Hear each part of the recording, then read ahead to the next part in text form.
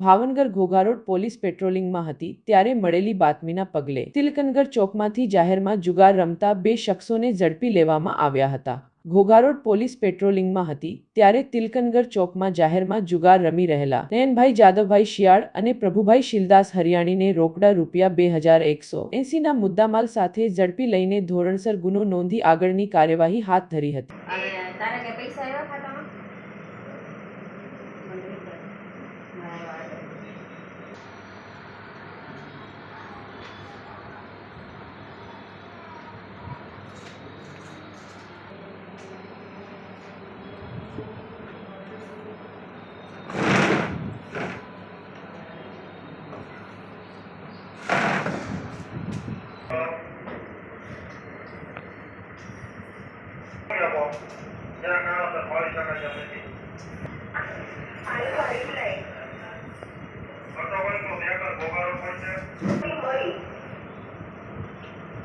કંટ્રોલનો મેલ કરો ને ઉઘરાણી કરે